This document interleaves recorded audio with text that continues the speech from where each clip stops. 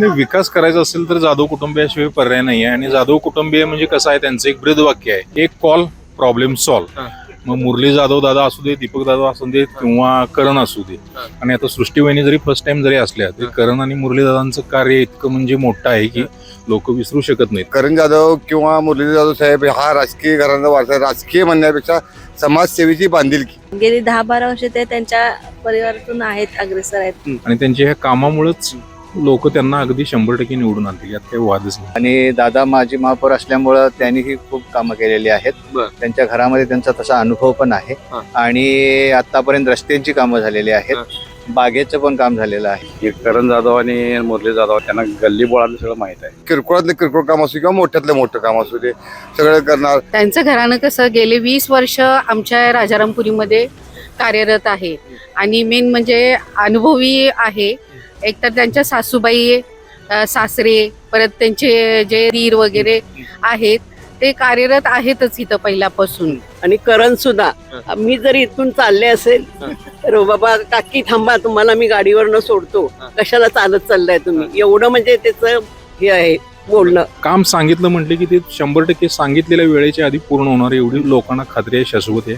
मग ते भले दीपक दादा असू देत, मुरली असू देत किंवा करण असू दे. फक्त सुखातच नाही, दुःखात प्रत्येकाला काही अडचण असू दे, काही असू दे, येतात. आमचा पण त्या घराण्याशी एक जिव्हाळा निर्माण झालेला आहे पहिल्यापासून. ज्या वेळेला काही समस्या किंवा काही अडचण असेल त्यावेळेला एक फोन केला की ते लोक आमच्यासाठी उपलब्ध असतातच. करण जाधव सारखा बाबा एक मोठ्या घरात राजकीय वारसा लाभलेल्या घरातला माणूस या भागात जास्त करून अपार्टमेंट आहेत आणि तिथे लिफ्टची सोय नाही, पण तरी पण स्वतः करण जाधव हे पाण्याच्या बादल्या घेऊन किंवा गागरी घेऊन वरती बाबा नाही वयस्कर आहेत, त्यांना अडचण नको खाली यायला, मी जाऊन भरतो. तर आईबद्दल कसा समज असतो तसा तो इतरांच्या बद्दल सुद्धा त्याचा आहे. त्यामुळे तो कार्य चांगलं करू शकणारच. लोकांच्या मध्ये समज आहे की एक कॉल प्रॉब्लेम सॉल्व, अशा पद्धतीचे त्यांचं व्यक्तिमत्व आहे. एक कॉल प्रॉब्लेम सॉल्व ते बरोबरच आहे. कारण आमच्या काही जरी समस्या आल्या किंवा रस्त्यात कचरा पडलेला असला, आम्ही जरी कॉल केला तर ते येऊन पूर्ण स्वच्छता करतात.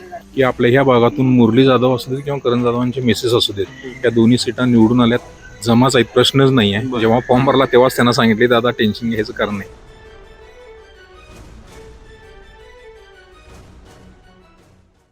मी ओंकार पोद्दार, आपल्या सर्वांचं स्वागत. कोल्हापूर महानगरपालिकेच्या अनुषंगानं आपण प्रत्येक प्रभागामध्ये जाऊन त्या नागरिकांची समस्या असतील, प्रश्न असतील जाणून घेतो. आज आपण आलो आहोत राजारामपुरी येथे प्रभाग क्रमांक 15 मध्ये. येथील नागरिकांच्या समस्या जाणून घेऊयात आणि त्यांच्या मला नगरसेवक कोण हे देखील आपण जाणून घेऊयात. नमस्कार, काय नाव तुमचं?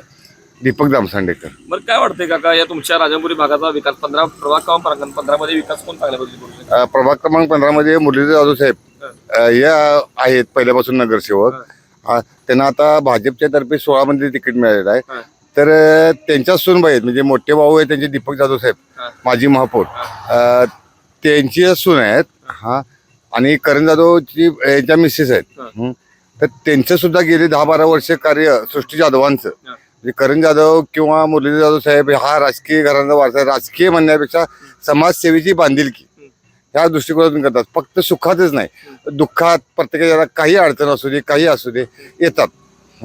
का म्हणजे फोन लावायची पण गरज नाही, कुठलंही काही अगदी किरकोळातलं किरकोळ काम असू किंवा मोठ्यातलं मोठं काम असू दे, सगळं करणार. आता त्यांनी साधारण BJP तर्फे जेवढं झालेलं आहे की लाडकी बहीण योजना असू दे, विधवा पेन्शन म्हणजे थोडक्यात श्रावणबाळ योजना, किंवा आपलं हे आभा कार्ड काढलं, गोल्डन कार्ड, ते कॅम्प घेतात. प्रत्येक ठिकाणी कॅम्प घेतात. रेशन कार्ड काढून देणे, गोरगरिबांची मदत करणे वेळेला, सगळ्या बाबतीत काही होऊ दे, अपघात होऊ दे, काही होऊ दे, प्रत्येक ठिकाणी जातातच, प्रत्येक ठिकाणी मदत करतात. तसेच त्यांच्याकडं माणसं आहेत की बाबा जा तिथं, मला आता दुसरीकडे जायचं आहे, तू जाऊन तिथं मदत कर, काय लागेल ते सांग, मी मदत करतो. काही कुठलीही सरकारी अडचण आली, काही आलं. आता हे जिथं ऑक्सिजन पार्क म्हणून गार्डन आहे स्विमिंगच्या शेजारी माळी कॉलनीत, 2019 पासून त्यांचं पूर्णपणे सहकार्य आहे ऑक्सिजन पार्कला. नाही म्हटलं तर रोजचे 300-350 मेंबर ऑक्सिजन पार्कमध्ये येतात. सकाळचे योगा करणारे मेंबर आहेत, त्याचबरोबर संध्याकाळी पण जे ज्येष्ठ नागरिक आहेत किंवा लहान मुलं खेळायला येतात, त्यांच्यासाठी लाईटची सोय करून देणे, प्रत्येक ठिकाणी गार्डनमध्ये झाडं लावणे किंवा पाण्याची सोय करणे. हे पूर्णपणे उजाडमाळ रान होतं. इथे पूर्णपणे त्यांनी गार्डन पूर्णपणे वसवलेलं आहे, एक जे आपल्या भागातील नागरिकांच्यासाठी म्हणून. तर त्या दृष्टिकोन त्यांनी सगळे स्टेजवर गेले, एम्पी थिएटर बांधून दिलेलं आहे. आता मध्यंतरी काही काळ ते सत्य आहे, तुम्हाला माहिती आहे, सर्वांनाच माहिती आहे की महानगरपालिकेची सत्ता नव्हती, म्हणजे कोण नगरसेवक प्रशासक होता. हा, त्या दरम्यान सुद्धा त्यांनी आपल्या हे करून जे वापरून राजकीय थोडेफार हे करून सगळं जोडणं करून दिलेलं आहे. कधी काही झालं, कुठल्या भागात लाईट नसली किंवा डांबावर लाईट नसली किंवा काही प्रॉब्लेम असतील, ड्रेनेज असो, गटर असो, रस्ते असो. आज कोल्हापुरात काही ठिकाणी एवढ्या रस्त्याचा प्रॉब्लेम आहे. खरं जाधव साहेबांचा म्हणजे पूर्ण परिवार हा समाजसेवेची बांधिलकी आहे, राजकीय म्हणण्यापेक्षा समाजसेवेची बांधिलकी आहे. त्या पद्धतीने त्यांचं कार्य आहे. आणि अडीअडचणी तर आहे, त्यात बाकीच्या याला कुठलाही प्रॉब्लेम असो, काय पाहिजे, कुणाला पाहिजे, तर असा विचार नाही बाबा हा माझा वेळ असेल, नुसतं नंतर 5 वर्षात इलेक्शन लागतील त्यावेळी यावं, हा भाग नाही आहे. गेली 2015 पासून आता इलेक्शन झालेली नाही आहे, 10 वर्ष झाली. पण त्या दरम्यान त्यांनी बाबा कोणाशी संपर्क तोडला किंवा काय नाही, इलेक्शन आल्यावर बघूया, हा प्रभाग नाही आहे. हा याच प्रभाग बाकीच्या पण प्रभागात म्हणजे त्यांच्या बाजूचा प्रभाग आहे, तिथं सुद्धा त्यांनी सगळ्या सुखसुविधा करून दिल्या आहेत.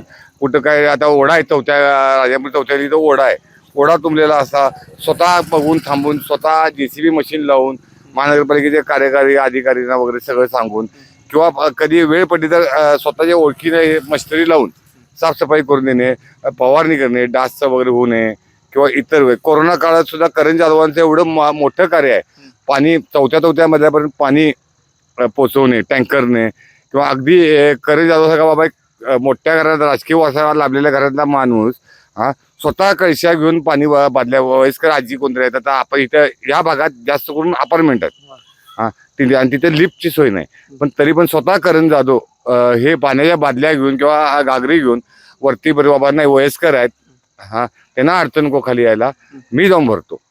ह्या दृष्टिकोनातून करण जाधव असू देत, दीपक जाधव साहेब असू देत, मुरली जाधव साहेब असू देत, दीपिका वहिनी आणि स्वतः सृष्टी वहिनी स्वतः राबून, म्हणजे दोन्ही पण घरातले मोठे आहेत. खरं असं बघितलं नाही की बाबा हा ह्याच्या घरी का जावा, इथलं काम का करा, आमची माणसं आहेत काय ते करतील ते, हा भाग नाही. मी स्वतः केलं, ज्यावेळेस ते लोकांना सांगण्यापेक्षा स्वतःहून ज्यावेळेस करतात, स्वतःहून कार्य केलं की आपोआप बाकीची माणसं पण त्यांना उत्स्फूर्तपणे मदत करतात.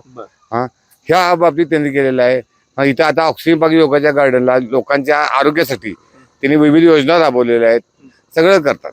आणि त्यामुळं त्यांच्या बाबतीत म्हणजे 100% येणार लोकांची साथ आहे, त्यांना जनसाथ भरपूर असल्यामुळं त्यांना 100% मुरलीधर जाधव साहेब आणि त्यांच्या सूनबाई ज्या सृष्टी करण जाधव हे दोघं सुद्धा 100% निवडून येणार, याबाबतीत आम्हाला खात्री आहे पूर्णपणे. नमस्कार ताई, काय ना तुमचं? विजया घाटगी. काय वाटतंय तुमच्या भागात कोण निवडून येईल किंवा कोणाचा प्रभाव दिसतो? करण जाधव, त्यांच्या पाठोपाठ त्यांच्या मिसेस सृष्टी जाधव. बर.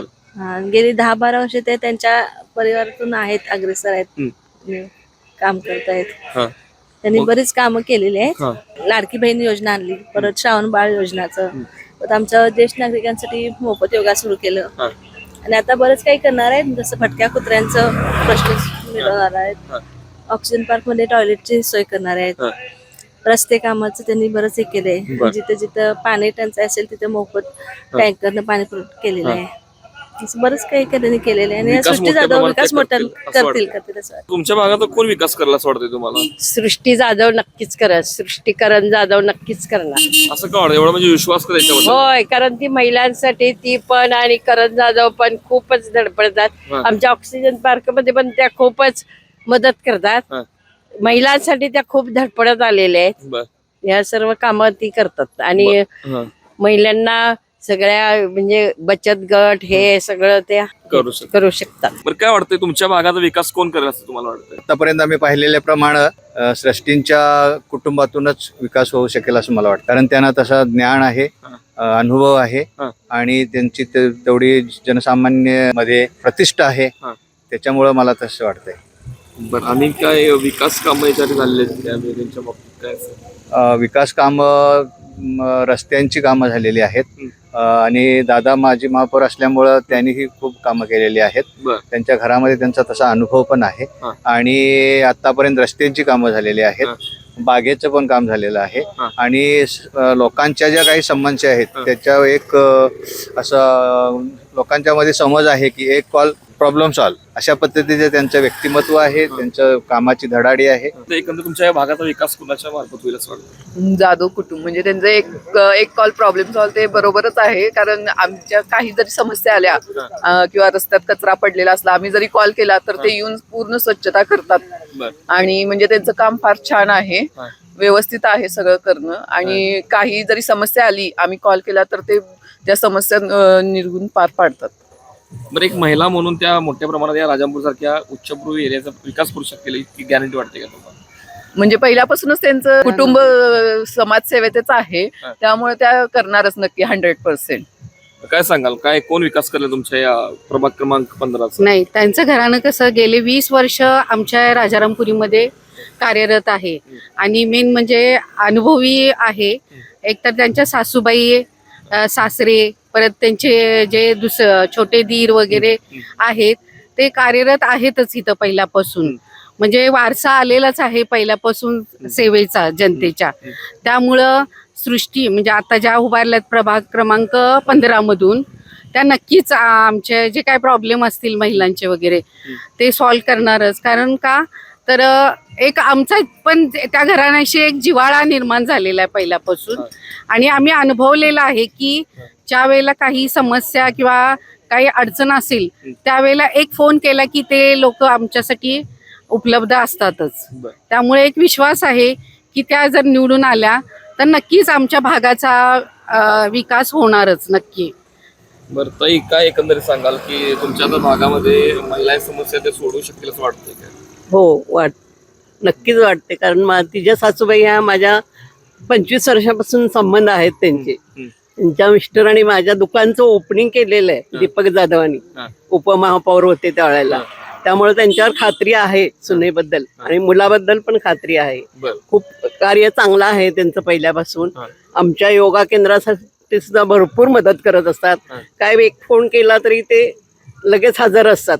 आणि करण सुद्धा, मी जर इथून चालले असेल तर बाबा काकी थांबा, तुम्हाला मी गाडीवरनं सोडतो, कशाला चालत चाललाय तुम्ही, एवढं म्हणजे त्याचं हे आहे बोलणं.